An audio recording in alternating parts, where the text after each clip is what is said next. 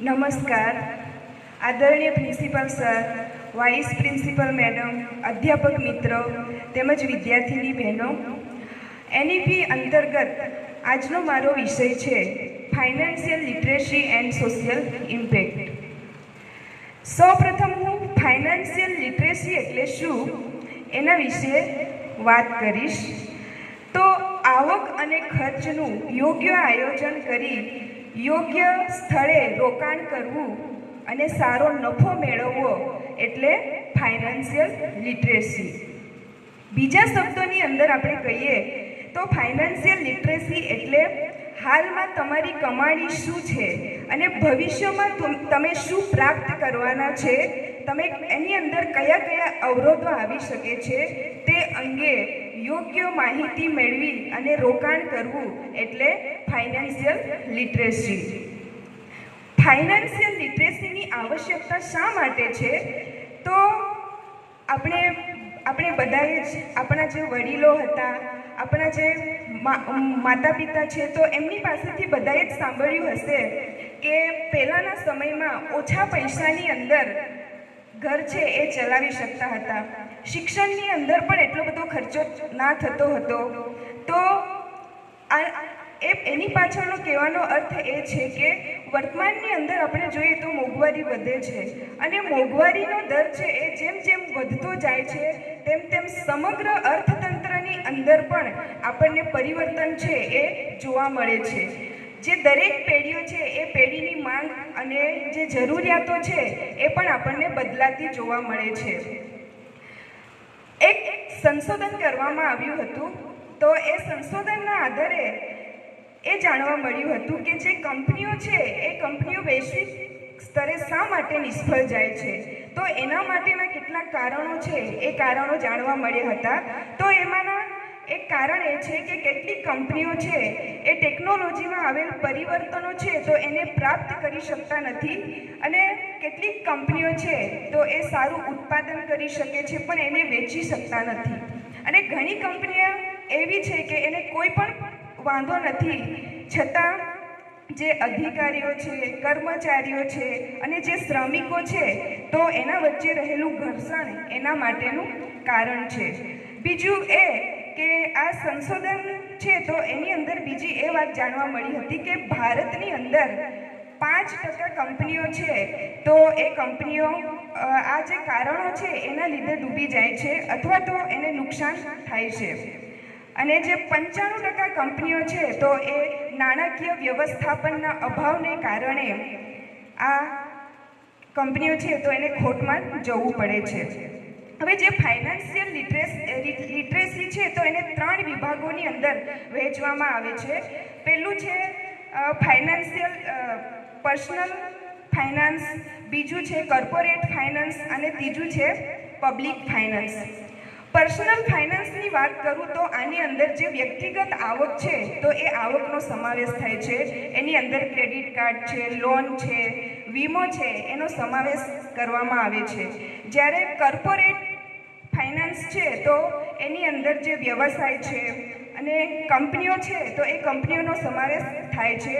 આમાં સ્ટોક છે, બોન્ડ છે અને જે પ્રોજેક્ટ આપવામાં આવે છે તો એનો સમાવેશ આ કોર્પોરેટની અંદર થાય છે. ત્રીજું છે પબ્લિક ફાઇનાન્સ. પબ્લિક ફાઇનાન્સની અંદર લોકોના કલ્યાણને ધ્યાનમાં રાખવામાં આવે છે. તો આ પબ્લિક ફાઇનાન્સ છે એની અંદર બજેટ છે, ટેક્સ છે અને ત્રીજું તો કે સરકારી ખર્ચાઓ છે એનો સમાવેશ પબ્લિક ફાઇનાન્સની અંદર કરવામાં આવે છે. હવે જે ફાઇનાન્શિયલ લિટરેસી છે એને વધારે સારી રીતે સમજવું હોય તો એના જે ઘટકો છે એને સમજવા જરૂરી બને છે. તો પહેલું ઘટક છે બજેટ. બજેટ છે એ દરેક વ્યક્તિ માટે ખૂબ જ મહત્વનું છે. વ્યક્તિ છે તો એનો જે પોતાનો કમાણીનો જે ભાગ છે એ કેવી રીતે ખર્ચ કરવો અને કઈ વસ્તુઓ ખરીદવી, જે જરૂરિયાતની વસ્તુઓ પણ લોકોની હોઈ શકે છે અને ઘણી વખત બિનજરૂરી વસ્તુઓ છે તો એ પણ એ લોકો ખરીદતા હોય છે. તો કઈ જરૂરી વસ્તુઓ ખરીદવી અને કઈ બિનજરૂરી વસ્તુઓ છે એ ખરીદે છે એ પાછળ જે બજેટ છે એ બજેટનો ખૂબ મહત્વનો ભાગ રહેલો છે. તો દરેક અને આ જે જરૂરી અને બિનજરૂરી વસ્તુઓના આધારે જે લોકો છે એ પોતાનું બચત છે એ બચત કરી શકે છે. બીજું છે લોન અથવા તો ધિરાણ, જેને આપણે કહીએ છીએ. લોન એ છે કે ખર્ચ કરવા માટે આપણે બીજા પાસેથી પૈસા લેતા હોઈએ છીએ. દાખલા તરીકે કોઈ વ્યક્તિ છે એ વ્યક્તિ બેંકમાંથી પૈસા ઉધાર લે છે અને જે ક્રેડિટ છે તો એ ક્રેડિટ કાર્ડનો પણ એની અંદર સમાવેશ થાય છે. હવે આ લોન છે તો એ લોન બધા જ જે લોકો છે એ લોનને નકારાત્મક દ્રષ્ટિથી જોતા હોય છે. લોન છે એ સારા માટે પણ લેવામાં આવે છે અને એનો ખરાબ પાસો પણ રહેલો છે.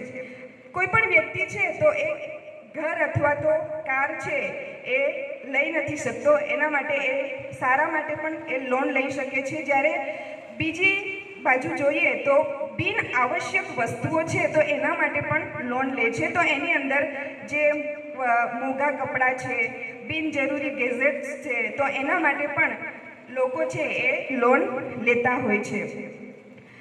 એના પછી છે બચત. બચત એ સુરક્ષિત વર્તમાન અને ઉજ્જવળ ભવિષ્યને સુનિશ્ચિત કરે છે. બચતના માધ્યમ દ્વારા વ્યક્તિ આસાનીથી જે પોતાના ઉદ્દેશ્ય છે એને પ્રાપ્ત કરી શકે છે અને નિયમિત બચત કરીને વ્યક્તિ છે એ આર્થિક રીતે સર્વશ્રેષ્ઠ વ્યક્તિ છે એ બની શકે છે. મૂડીરોકાણ.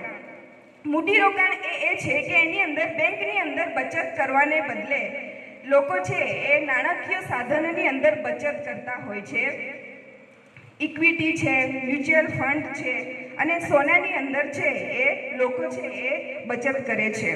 હવે આ જે ફાઇનાન્શિયલ લિટરેસી છે એની લોકો પર અસર જે થાય છે એની અંદર જ્યારે લોકોને ફાઇનાન્શિયલ લિટરેસી વિશે ખબર હશે તો એ નાણાંનો કેવી રીતે ઉપયોગ કરવો, કઈ જગ્યાએ ઉપયોગ કરવો, કેવી રીતે ઉપયોગ કરવો, એ વ્યવસ્થિત ઉપયોગ છે એ કરી શકે છે. અને બીજું કે જે ફાઇનાન્શિયલ લિટરેસીનો ઉદ્દેશ્ય એ છે કે એક સામાન્ય વ્યક્તિ છે તો એ સામાન્ય વ્યક્તિને નાણાં વિશેના જે બેઝિક ફંડામેન્ટલ્સ છે એનો ખ્યાલ હશે તો એ વ્યક્તિ પોતાના નાણાંનો સારી રીતે ઉપયોગ કરી અને એક સારું જીવન છે એ પોતાનું જીવન જીવી શકે છે.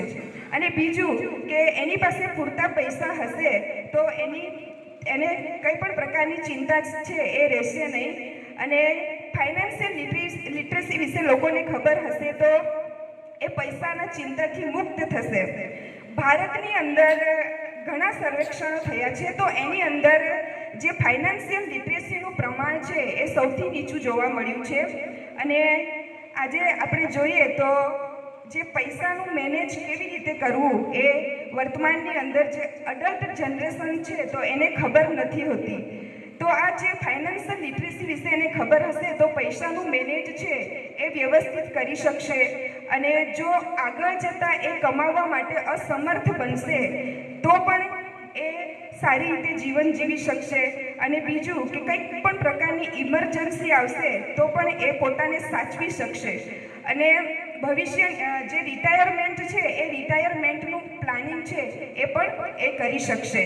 માટે ફાઇનાન્શિયલ લિટરેસી છે એ બધા જ માટે, એના વિશે જાણવું બધા જ માટે ખૂબ જરૂરી છે. લોકો નિયમિત બચત કરતા રહેશે અને બચત અને મૂડીરોકાણ કરતા રહેશે તો જીવનના લક્ષ્યને એ આનંદથી પ્રાપ્ત કરી શકશે. Thank you.